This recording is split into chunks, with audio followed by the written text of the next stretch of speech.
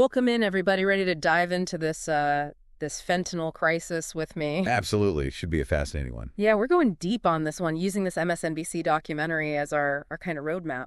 Yeah, really powerful stuff. Raw footage. Real stories you know.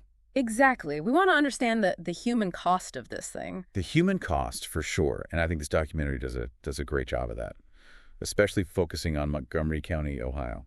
Right, and in the doc, they're projecting something like 800 deaths just this year in Montgomery County alone. Yeah, just devastating. That's double last year's number. Think about that. And I saw in the doc that something like 70% of the bodies in the county morgue are fentanyl-related deaths. It's a staggering statistic, Yeah. and it really underscores the severity of what we're dealing with here. But what makes Montgomery County the epicenter of this? It's not like a major city, right? Right, exactly. And that's what makes it so revealing and, frankly, so terrifying.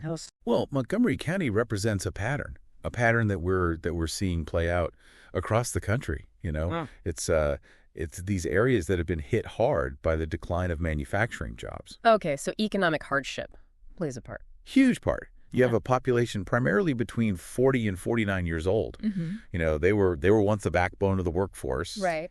And now they're struggling, you know, with economic hardship and a sense of despair.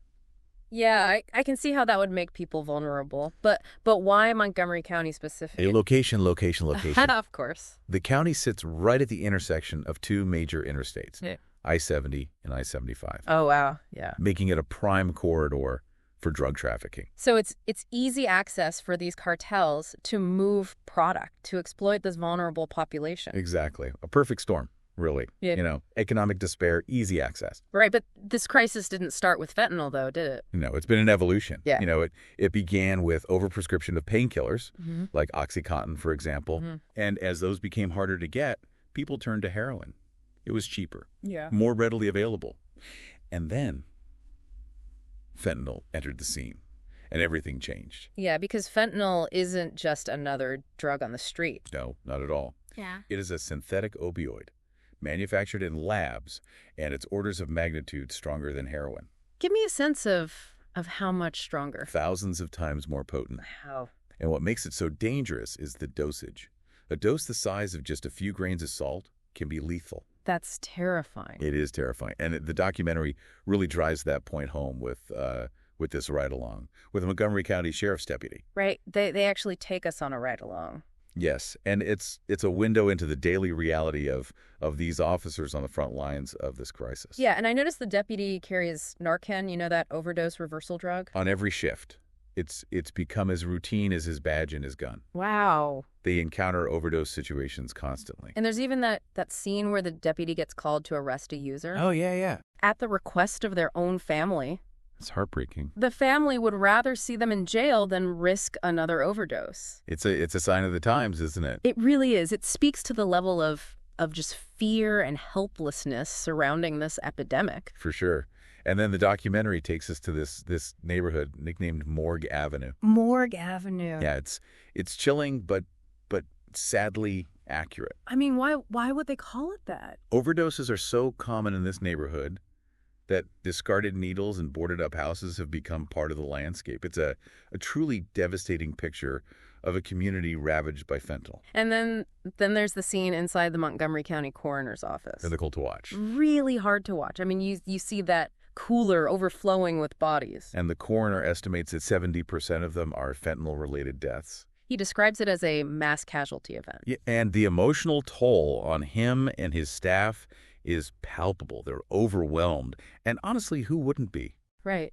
And then from there, the documentary shifts to the personal stories of three women struggling with fentanyl addiction. Cara, Heather, and Tony. Yeah, and their stories are so important because, you know, they remind us that behind the statistics are real people. With complex lives and struggles. Right, and we see their reasons for using, their desire to get help, their hopes for the future.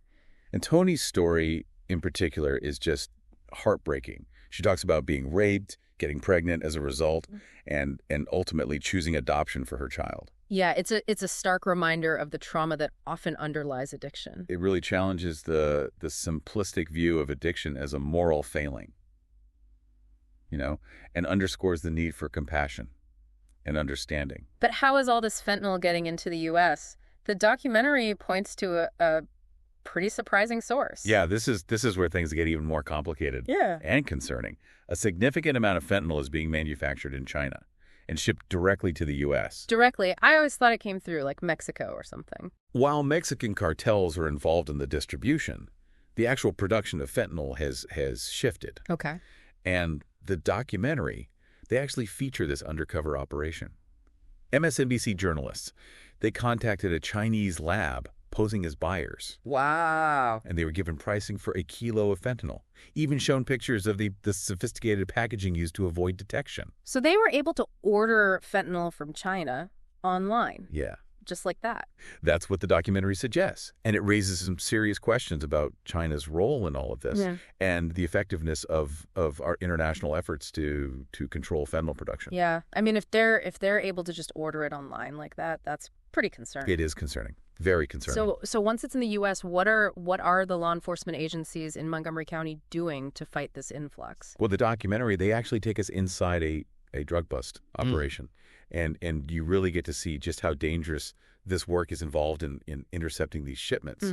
There's this constant sense of urgency, because every seizure could potentially represent lives saved. Yeah. I mean, every bust, every ounce they take off the streets is potentially saving lives. Exactly. And they do manage to make a significant bust in this operation. How much did they find? 13 ounces of fentanyl. 13 ounces. A massive amount. If that had been distributed, it could have had devastating consequences. It highlights the dedication of law enforcement in trying to stem the tide.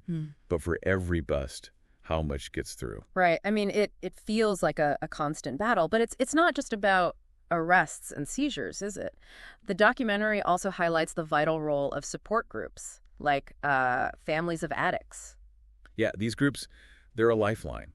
For individuals and families impacted by addiction, they provide a safe space to share experiences, offer support, connect people with resources. Yeah. They'll break down the stigma surrounding addiction and promote understanding and compassion. I mean, they're filling a crucial gap, especially in a system that's often so overwhelmed. But I'm curious to know more about what these support groups advocate for in terms of policy change. That's a great point and a perfect segue into the next part of our deep dive. These groups, they're on the front lines pushing for solutions that go beyond just law enforcement. We'll delve into that after a quick break. These support groups are really pushing for this multifaceted approach. They advocate for increased funding for treatment centers, more accessible prevention programs, wider availability of harm reduction tools like Narcan. That makes sense. I mean, if we can't stop the flow of fentanyl entirely, at least we can try to minimize the damage it causes. Exactly. And they're also pushing for a shift in how we view addiction. Okay. So moving away from the criminal justice model. Yeah, towards a public health approach. So what would that actually look like in practice? Well, it means treating addiction as a health issue, not a moral failing. It means investing in treatment and prevention instead of just punishment. And it means addressing the root causes of addiction, like poverty, trauma, mental health issues. And the documentary actually touches on that with a pretty powerful scene. The coroner, he's asked point blank, how is this not a mass casualty event? And his response is chilling, but also really insightful. He says, it is a mass casualty event, just a medical one. And he and his colleagues have been advocating for the state to declare a health emergency, which would open up, access to federal resources and funding. Yeah, it's a sobering thought. I mean, we tend to think of mass casualty events as sudden, dramatic occurrences. Right. But here, it's a slow, relentless tragedy unfolding every single day. And it doesn't get the same level of attention or urgency. Yeah, no, it doesn't. And the impact goes far beyond just the individuals who are struggling with addiction. The documentary shows how this crisis is straining social services and even impacting law enforcement. Well, we see sheriff's deputies conducting welfare checks on overdose victims. I mean, something that would typically be handled by social workers. Right. But the system is so overwhelmed that law enforcement is stepping in to try and connect people with resources and prevent further tragedies. It really speaks to the scale of this problem when even law enforcement is taking on these roles that are outside their traditional duties. Absolutely. And it really highlights the need for more resources and support for these essential services The documentary also takes us inside the county jail where we see inmates struggling with withdrawal. Yeah, the scenes were really tough to watch. You can just see the physical and mental anguish they're going through. It's a stark reminder of the grip that opioids have on the body and the mind. But those scenes also offer a glimpse into the cycle of addiction and the challenges of breaking free. One woman, Cara, she talks about traveling from Indiana to Dayton to buy drugs because they were cheaper and more potent there. It highlights the economics of the drug trade. Mm-hmm. You know, people struggling with addiction, they're driven to seek out the cheapest, most potent drugs, even if it means traveling long distances, putting themselves at greater risk. And another woman, Heather, she describes the agonizing symptoms of withdrawal. I mean, it's clear that this isn't just a matter of willpower. There's a real physiological component to addiction. Absolutely. And that's why medication-assisted treatment is so important. You know, it can help manage withdrawal symptoms, reduce cravings, increase the chances of successful recovery. But medication is just one piece of the puzzle, right? Right. The documentary really underscores that recovery requires a holistic approach. You know, addressing the underlying causes of addiction, like trauma, mental health issues. There's a real sense of desperation in those jail scenes, but also a glimmer of hope. You know, many of the inmates express a desire to get clean and rebuild their lives. Yeah, it's a reminder that even in the darkest of places, there's still hope. But that hope needs to be nurtured with the right support and the right resources.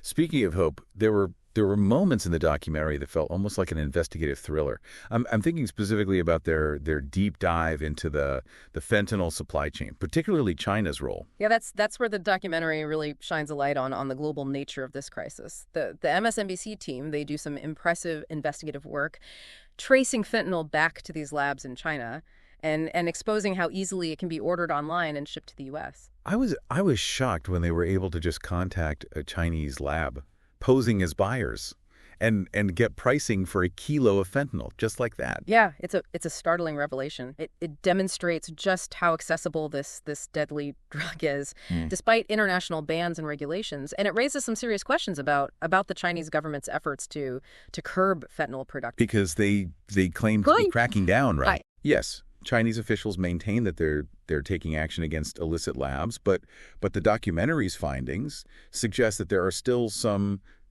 significant loopholes in the system. So how does fentanyl actually get into the U.S.? I mean, the documentary doesn't shy away from showing us that either. We see the team at the San Isidro port of entry, the busiest land border crossing in the world. Yeah, it's an incredible look behind the scenes. We ride along with Customs and Border Protection agents as they inspect vehicles, search for hidden compartments that could be concealing drugs. It's a high stakes game of cat and mouse. Yeah. You know, with traffickers constantly devising new ways to smuggle their illicit cargo. And they do make a significant bust, finding packages of methamphetamine hidden inside a vehicle. But even with that success, the agents acknowledge that they're only catching a fraction of what's coming across. Yeah, they describe it as trying to find a needle in a haystack. You know, the sheer volume of traffic makes it virtually impossible to inspect every vehicle thoroughly. And it's not just land borders either. The documentary also explores the use of international mail to ship fentanyl. Right. They actually show us a mail processing facility in Los Angeles where agents are tasked with screening packages for illegal substances. It's fascinating and a little terrifying to see the sheer volume of mail that they have to sift through. Yeah, the agents explain that the rise of e-commerce has made it easier than ever for traffickers to blend their packages in with legitimate shipments, making detection incredibly difficult. And when the documentary team shows the agents pictures of the packaging that the Chinese lab sent them, the agents confirm that they've seen similar packages before. It's a chilling reminder that fentanyl can be shipped right to your doorstep, hidden in plain sight. Yeah, it really underscores the need for increased vigilance and awareness on the part of both law enforcement and the public. This deep dive has taken us from the streets of Montgomery County to the international borders of the U.S. and even to China. exposing the complex and interconnected nature of this crisis. It's a lot to process, honestly. We've seen the devastation that fentanyl is causing, the intricate web of factors driving its spread, and the immense challenges facing those who are trying to stop it. So with all this information, where do we go from here? What can actually be done to combat this epidemic? That's a million-dollar question, and one we'll explore in the final part of our deep dive. We'll look at the different approaches being taken to address this crisis, from harm reduction strategies and treatment options to legislative efforts and international cooperation. All right, so we've really journeyed deep into this fentanyl crisis, haven't we? From those heartbreaking stories in Montgomery County to the global supply chain that fuels this thing. We've seen the challenges, but now let's talk solutions. What can we actually do to turn the tide? Well, it's not going to be easy, that's for sure. There's no single magic bullet, Right. But there are a number of strategies that when combined, can have a real impact. We have to start by acknowledging that this is a public health crisis, not just a criminal justice issue. Yeah, we've touched on that before, but it's worth emphasizing. What does that shift in perspective actually look like in terms of concrete action? Well, it means prioritizing harm reduction strategies. Mm-hmm. Things like needle exchange programs, making Narcan widely available. These things can save lives right now. Right. It's about meeting people where they are, acknowledging that addiction is a complex issue, and providing support without judgment. Right, because if someone is dead from an overdose, they can't get treatment. It's about keeping people alive so they have a chance at recovery. Exactly. Harm reduction buys time, creates a bridge to treatment. And speaking of treatment, we need more accessible and effective options. That includes medication-assisted treatment, which has been proven to help people manage cravings, reduce the risk of relapse. The documentary really highlighted the importance of addressing the underlying causes of addiction, too. Trauma, mental health issues, poverty. I mean, these are all factors that can contribute to substance abuse. Absolutely. Treatment needs to go beyond just addressing the physical dependence on drugs. You know, we need a trauma-informed approach that recognizes the complex interplay of factors that lead to addiction and provides the support necessary to heal those underlying wounds. And it's not just about individual therapy either, right? The documentary showed the power of support groups, like families of addicts. Yeah, those groups are doing incredible work. They provide a sense of community, they reduce stigma, they offer a lifeline for people struggling with addiction and their loved ones. They also play a vital role in advocating for policy changes that address the systemic issues that are driving this crisis. What kind of policy changes are they pushing for? Well, they're advocating for increased funding for treatment centers, more accessible prevention programs, expanded access to harm reduction tools. They're also pushing for legislative changes that target the supply side of the crisis. Which brings us back to China. I mean, the documentary's undercover operation really revealed how alarmingly easy it is to order fentanyl directly from labs there. Yeah, that's a major challenge. There needs to be sustained diplomatic pressure on the Chinese government to crack down on those labs and stem the flow of fentanyl into the U.S. And it can't just be talk, There need to be concrete actions and consequences. It sounds like international cooperation is crucial. I mean, this isn't just an American problem, it's a global one. Absolutely. We need a coordinated global effort to disrupt the fentanyl supply chain. Share intelligence, develop effective strategies for prevention, treatment, harm reduction. It's going to take collaboration on an unprecedented scale. So given the scale and the complexity of this crisis, where do you see the greatest potential for making a real impact? What gives you hope? Honestly, it's the people on the front lines, the healthcare workers, the law enforcement officers, the families and individuals who are struggling with addiction, the advocates who are pushing for change. I mean, their dedication and resilience are truly inspiring. And while there's no easy answer, I believe that a multifaceted approach that combines harm reduction, treatment, and prevention, along with targeted law enforcement efforts and international cooperation, offers the best chance for turning the tide. Yeah, it's a long road ahead, but it's a road we have to travel. And, the documentary showed us the devastation that fentanyl is causing, but but it also highlighted the incredible strength and resilience of the human spirit. So I want to turn it over to you, the listener. What resonated most with you during this deep dive? What actions, big or small, can you take to make a difference? Perhaps you could research local resources for addiction support, or contact your elected officials to advocate for policy changes. Remember, awareness is the first step, but action is what creates change. This crisis demands our attention, our compassion, and our commitment to finding solutions.